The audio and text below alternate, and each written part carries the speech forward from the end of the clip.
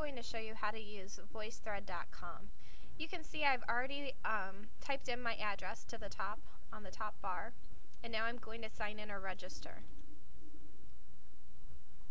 Your registration is your email. Most of us have used our work email because we're using this at work, and your password.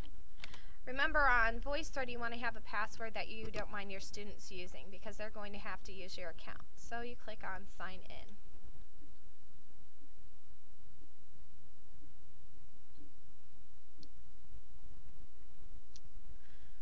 Before you ever have your students get on for an activity, you're going to want to create your VoiceThread.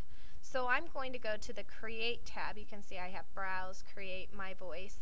Under My Voice you see all of the voice threads that you've made in the past, and under Create is where you go ahead and upload your PowerPoint or whatever it is that you're using. So I'm going to click on Upload. I'm going to tell it that I'm going to find my file from my computer because I'm going to be using a PowerPoint. And right here you can see it's already gone to one of my folders, but if you want to see me just looking through my folders here.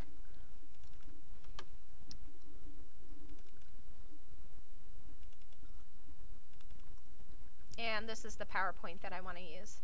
It's going to create a little box for each one of the slides in your PowerPoint, and you're going to have to wait.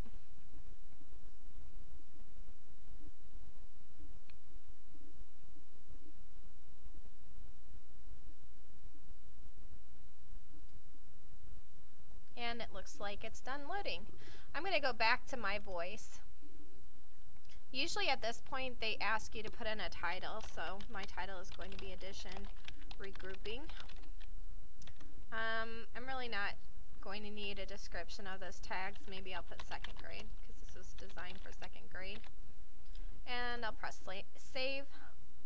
And it has appeared right over here on the side. Usually it takes your latest one and puts it first, so when you get on with your kids you can always tell them to look for the image that you have. And I usually try and make it distinct so that the kids know which one to click on. Now, if you haven't already done this, this is the point where you need to go ahead and add your kids' either names or identities. Most teachers already have numbers for their students. So I'm going to click up here where it has my email address, and I'm going to click on My Identities. You can see I already have a couple of these here.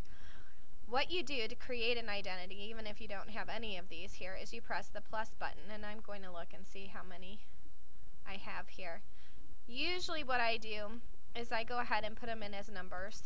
It's just really easy. So I'm going to put in 23, and I'll press save. I'm going to add another one, press the plus button there, 24, save. And a lot of teachers get confused because sometimes it doesn't automatically scroll down the more numbers you put in.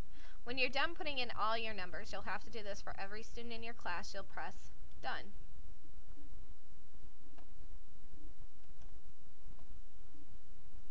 And close. Now you're prepared to have your students get on. I'm going to make a separate video to explain the steps on how you would go ahead and let your students get on and view your VoiceThread and make comments.